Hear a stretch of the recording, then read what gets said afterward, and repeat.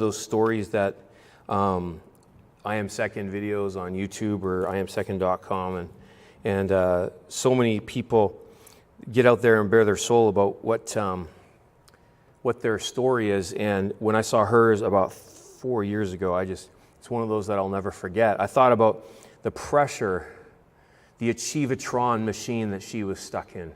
And I've met a lot of people like that. Nobody that famous, but there's just in this machine that says success, achievement. Success, we all have probably this built-in sense in our heart of what success looks like for each of us. To some, success is a certain amount of money in the bank. I counseled one couple at another church, and they had a zero balance of a couple $1,000s in their bank account, and she was complaining that he didn't take her on enough dates. So he went and arranged a date and took her out, and then she found out that he dipped $92 below the $2,000 zero line in their budget. She was mad at him. She wanted to get some marriage counseling. So she brought him to the church, and I'm talking to them, and I'm like, I'm at negative 480 in my account right now. I think your husband was just trying to do what you wanted, and right now you have $1,910 in the bank account. I think you'll recover. It's going to be okay, but he had failed her, and he felt like a failure. I'm like, this is not a big deal, trust me. But to others, success is having something no one else has. I knew another guy who's a dentist, and he would not drive the same vehicle as anybody else in town. So if he saw someone else with the Land Rover in town, he would drive to Vancouver, trade it, and get something that he figured nobody else in town would have.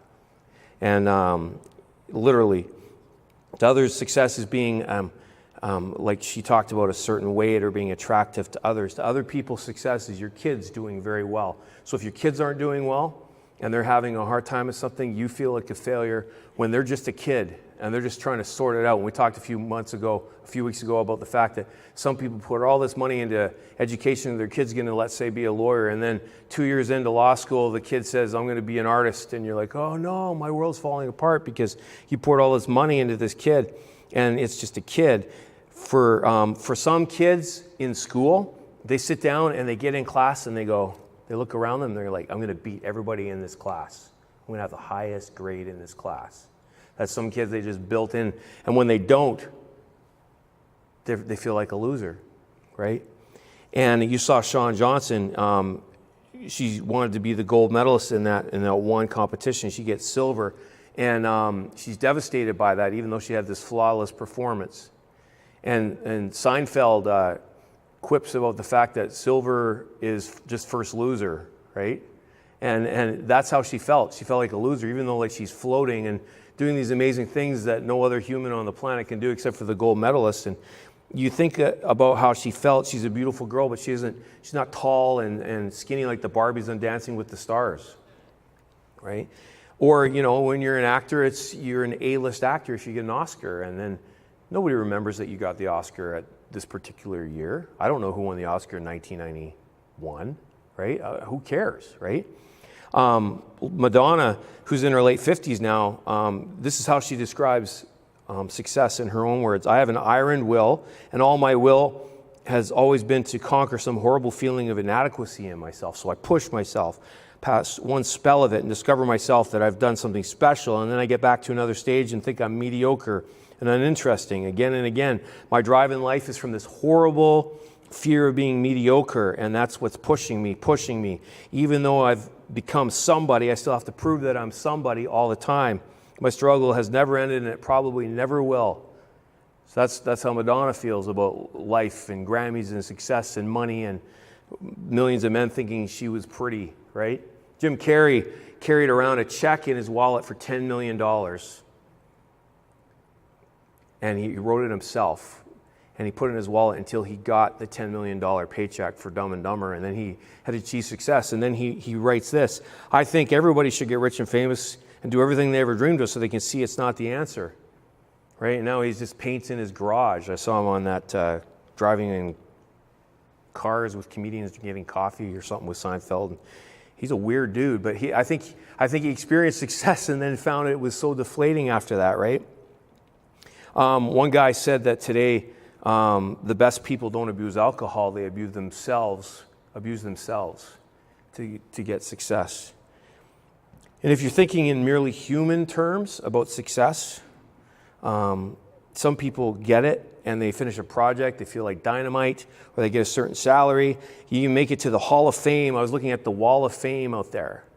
All the students from ERS that are in the Wall of Fame. Do you think any of these kids walk by that and go, yeah, one day I want to be like that guy? No, right? No, some of the students are like, no, I don't do that. Thanks for that, Mason. Or you get your name on the trophy, right? The plaque, your name's on the plaque on the trophy in Parkview School. It's sitting in a dusty glass case. Because human success comes like this and it goes. And it's nice in the moment, but you slide back to being normal like the rest of us and you think, I've got to start a new project, which, I've got to get that feeling of euphoria again, because you don't stay on the high. And achievement addicts are addicts to achievement the same way that drug addicts are addicts to drugs, even if you hit the Hall of Fame. And achievement can't answer the really big questions of life, right? Who am I? What am I really worth? And how will I face death? Those answers aren't found in human achievement. Success can even make people think that they're a god. They get, let's say, an Oscar, or they produce an Oscar-winning film, and there's this guy, Harvey Weinstein, who pretty well was the reason the whole #MeToo movement started, right? And he gets all these films and all these people bow at his feet. One day Meryl Streep's up at the Golden Globes getting another award for acting, and she says, I want to thank God. And then she says, I mean Harvey Weinstein, and everybody laughed and applauded. She literally said that. And this guy was so godlike in his own mind that he thought he could do anything to women he wanted and get away with it, right? And he's his own God. But the problem is the skyscraper of success will hurt you when you fall big time. I used to go speak at Camp Quanos on Vancouver Island, and Quanos is the Disneyland of Bible camps. They've got rides that are like crazy. They got these engineers that built these rides, and one of them's the skyscraper. And I was speaking, and me and my little girls, Natalie and Becca, got a turn on the skyscraper. It seats 3, and a tractor pulls you that way, and when it's pulling the cable that way, you're going up, and it's like 50 feet up. And Natalie says, Dad, are we going to the very tip of the top? And I said, yeah, we're going to the tip of the top, Natalie. And we went to the tip of the top, and you wait, and it's that scary feeling, and then you fall, right? And you go, whoa, right? And because there wasn't a big lineup, they let us go on that ride 3 times that day, right? The next day, I woke up, and I had this brutal headache. I'm like, what is wrong with my headache? And then I realized that dropping in a jarring way from that high up and coming down, and then the swing catching at the bottom of the fulcrum, and you're going out, like my neck was just messed up from this precipitous fall 4 times because we went to the very tip of the top, right? And that's what happens with success sometimes, is people get to the very tip of the top of success, and it's very jarring, and they don't have the joy that they thought they had. Perry Noble, this is a picture of him. Actually, yeah, he got probably the biggest megachurch in the States until 2 years ago, when he admitted, and the board of the church admitted, that he had become an alcoholic, because to help him stop thinking at the end of the day and to deal with all the stress of having this huge church, this empire, he became an alcoholic. And then a year after he was fired from the church for alcoholism, because the Bible says that a guy who's a pastor shouldn't be controlled by alcohol, and the church forgave him and everything, but then his marriage after 17 years was gone too, because he'd been neglecting that too. And you get everything even as a pastor, and your marriage falls apart, and he's starting Second Chance Church. We're all going to give him a second chance. But he lost a lot due to success on the world stage, right? Bill Gates says this, success is a lousy teacher. It seduces smart people into thinking they can't lose. And when I was a kid, one of my favorite movies in 1982 was Rocky III. And in Rocky, the whole thing was Rocky is now world champ, and success has made him think that he's unbeatable until Clubber Lang comes around, Mr. T's debut in the movies. And Clubber Lang cleans his clock in the boxing ring, because there's always a Clubber Lang out there. You think you're on top, and somebody is going to beat you, right? I was even geeking out over this thought when I was writing my sermon about Batman, The Dark Knight Rises, the movie. And Batman thinks he's unbeatable till he faces Bane. And Bane says, victory has made you weak. And the bad guy beats him in the first fight. Because victory made even Batman think he was something. There's my geek moment. Happens once every 3 Sundays. It's good. But successful people begin to believe their own press. They talk about their achievements all the time, and not so much about people, right? It's their achievements. Have you ever noticed that if they were going to do a poll, nobody would ever ask the poor what their opinion is about a subject? They'll always just go and ask somebody that's a success. Somebody that's got, some clout. There's a quote here by Keller from his book, Counterfeit Gods. The poor and the marginalized expect suffering. They know that life on this earth is nasty, brutal, and short. Successful people are much more shocked and overwhelmed by their troubles. They're so used to having it all go their way. And I've heard people that are used to having a good life say things like, life isn't supposed to be this way. Or, I deserve a nice house. Right? But the poor and the marginalized are like, no, life's hard. Right? It's a delusion. It's a self-delusion. Success has bred you to think that you're untouchable, right? We deify success. We turn it into a god or a good luck charm. Right now, I've got good coming to me, right? And assume it's going to help keep me safe from trouble or harm. Something only God can do. And even the righteous, actually some of the most righteous people I know suffer the most because this world hates them. And this side of heaven, life is going to be hard. We're under the curse of sin, and sin causes death and destruction and thorns and makes life hard, and you work your butt off, and it's payday. And by the end of the day, you got $4 in your account because you got to pay your bills. Right? That's the way life is. Another sign you've made achievement an idol in your life is an inflated view of yourself. You become an expert in your area, and you might very well be an expert. Because of some success, you think now you're an automatic expert in other areas of life too. And you don't mind telling people in other areas how to do their job because you're an expert in your area. So you think you could tell people how to do their job, and you haven't got a clue how to do their job. Right? But you become an armchair quarterback. It's like watching an NHL game. Why didn't he get that goal? Bear, right? It's like you can't play half as good as that guy. So why don't you just enjoy the game and celebrate when he gets the goal? But that's what we do, right? People who are good at one thing think they're good at all things.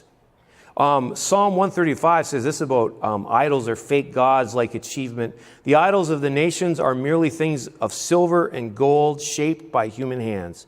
They have mouths, but they cannot speak. They have eyes, but cannot see. They have ears, but cannot hear. Their mouths cannot breathe. And those who make idols become just like them, and they begin to trust in them. You worship fake gods, you'll have a mouth that can't speak anything worthwhile. Your eyes that can't see the truth because all you see is yourself and your success. You have ears that can't hear the truth and mouths that cannot breathe. You're a dead man walking. You're the center of the universe, right? Our area of expertise makes us think that we're the center of everything. And this happens so subtly. And you don't even realize that the world's revolving around you and it's your obsession. My dad and I struggle with that. He's a pastor, I'm a pastor. And we'll find ourselves at the dinner table and all we're talking about is ministry.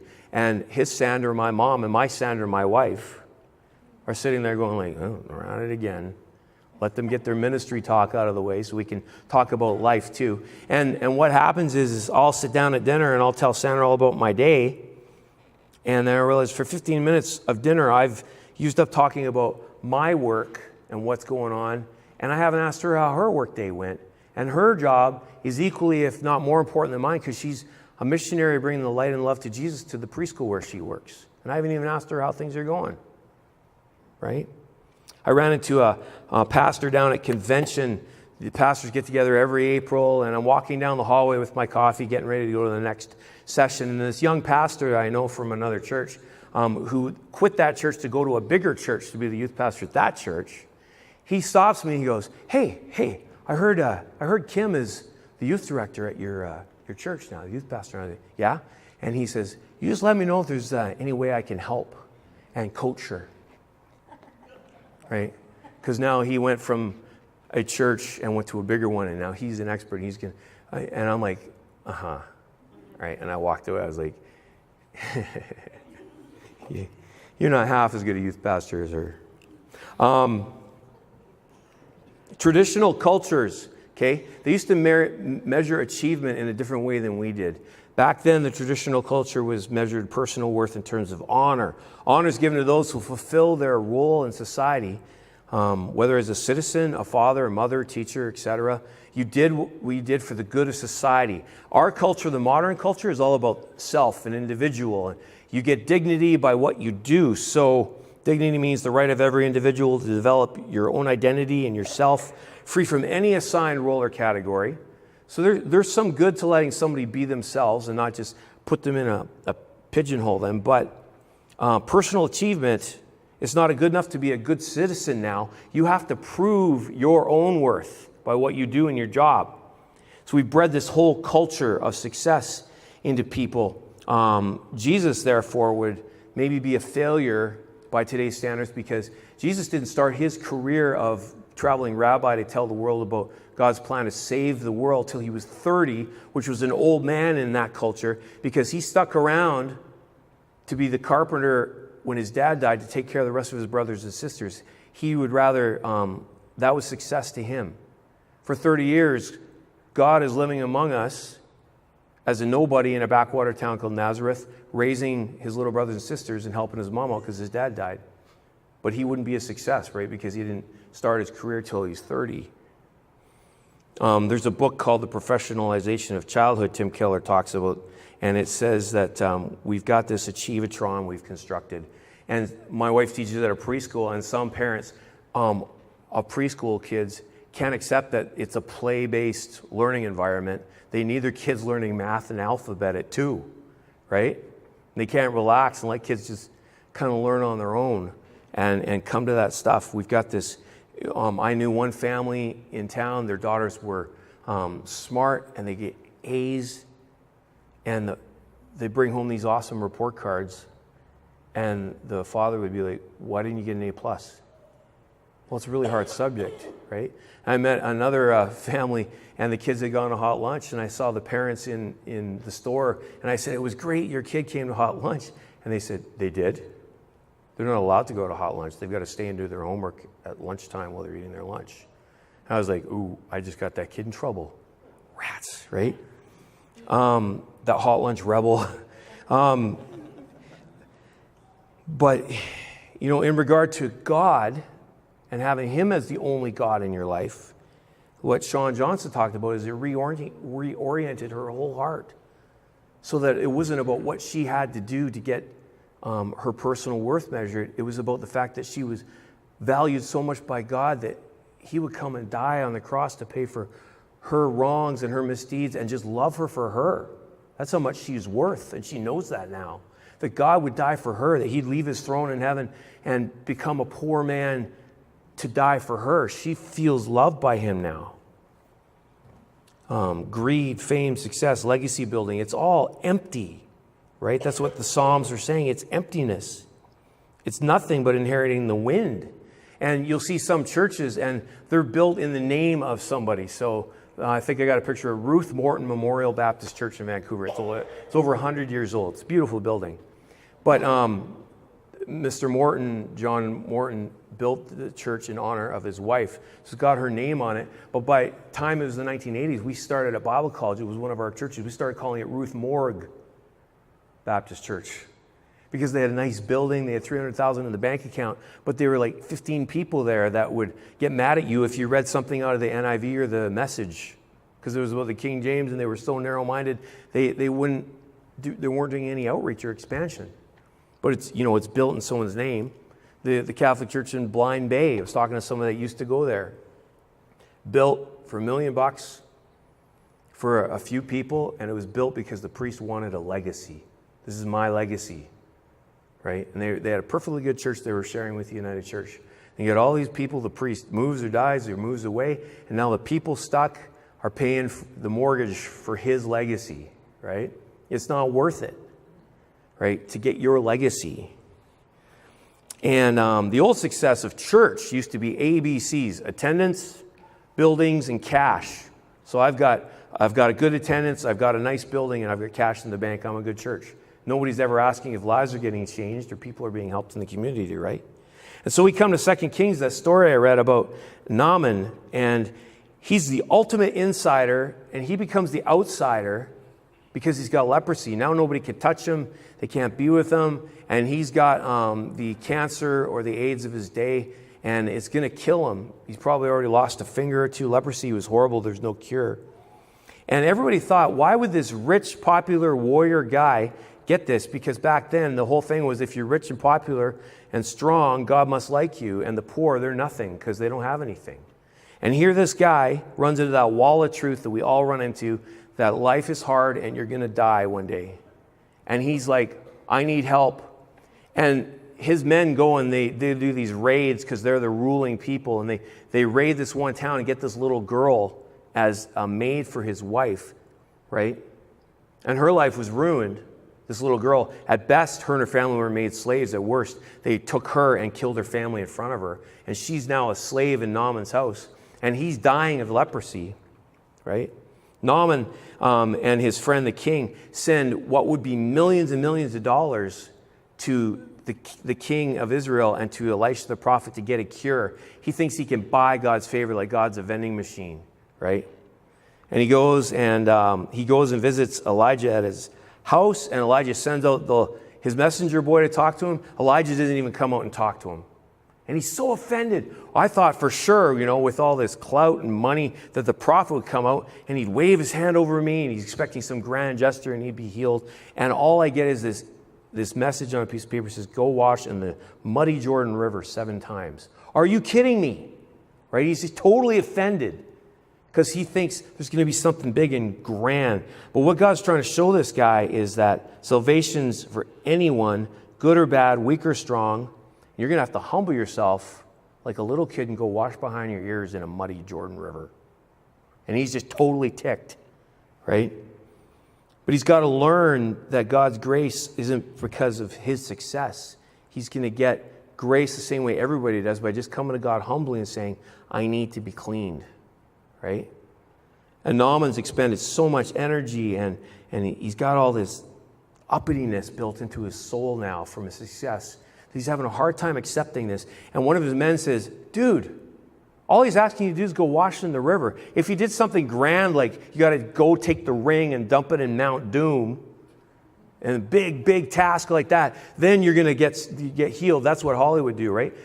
Elisha's just saying, just go take a bath 7 times, right? And so Naaman's got to humble himself and get healed. And he actually does it. He listens to the advice of his men that obviously love him, and he gets healed. But you know why he got healed? He got healed because of the little girl. She's the hero of the story. God will heal your life and save you. But salvation's free for you, but it's costly for the giver. Her whole life had to be completely taken apart. She still had her faith in God. And somehow she had compassion on this guy who'd wrecked her life and told him about God's healing if he'd go get help. She's the hero of the story. She's the one that it cost everything for her to give that message to that man. And Tim Keller writes in the book, she could have said, yeah, I hope another finger falls off today, buddy. She could have been watching him suffer from the back parlor. Oh, good, another ear fell off that creep, right? But instead, she goes and she has compassion on the man, tells him about God and God's healing. The little suffering servant, that servant girl. And she points to Jesus, the man that could have come down from heaven and taken over every kingdom on earth with his power. And cattle on 1,000 hills belong to Jesus. And instead he becomes a poor carpenter and he dies a slave's death to do that for us. But you have to ask yourself the question, am I counting on me to save me? Am I even counting on my job to make me a person of note? attached to some career or some achievement, and then, I'll be able to rest. You'll never will, right? You got to realize that your reputation and money and fancy gifts mean nothing to God. You mean something to God. Just go and wash in His grace. Just come to Him the way you are. You don't have to achieve anything. Jesus did it all. And that's why Naaman became an idol worshiper no more. He comes back to God and he says, now I know there's only one God. He healed me. And it's not about me and all this money and all this stuff. It's about Him. And he was illuminated. And Ezekiel said about idol worshiping people like ourselves who worship achievement, he said, I'll sprinkle clean water on you. You will be clean. Your filth will be washed away. You'll no longer worship this idol of success. I'll give you a new heart. I'll put a new spirit in you. I'll take out your stony, stubborn heart, give you a tender, responsive heart. I'll put my spirit in you, and you'll naturally just follow my decrees and obey my instructions. You don't have to do anything to get saved. You just got to come to Jesus today, the way you are. It's some of you Christians that have been thinking, God's going to give me an A if I have a good week and a D if I don't. You just got to come to Him the way you are and just thank Him that you get Jesus A+ every day. All His career, Jesus was told by everyone He should stop hanging out with simple people like you and me.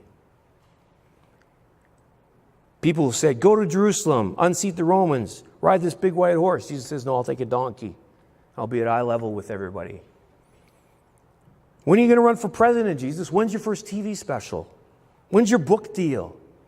All the megachurch pastors fall for this. Church gets to 10,000, publishers approach. Write down what you did. We'll sell it. We'll make a lot of money. Right? Then they lose their ministry to achieve, to keep up their fame. Salvation and healing and a lasting life that outlasts the stock market and fame and reputation just comes by you humbly coming to Christ today as you are, not trying to get it through success. It's His grace that gives us 10,000 reasons to thank Him every day. His blessings come because He's good. I'm going to ask you to close your eyes while the band comes up. I want you to hear these words from Paul. Today, God is calling you, brothers and sisters. Remember that very few of you were wise in the world's eyes or powerful or wealthy when God called you. Instead, He chose things in this world that people consider foolish in order to shame those that think they're wise. And He chose things that are powerless to shame those who think they're powerful.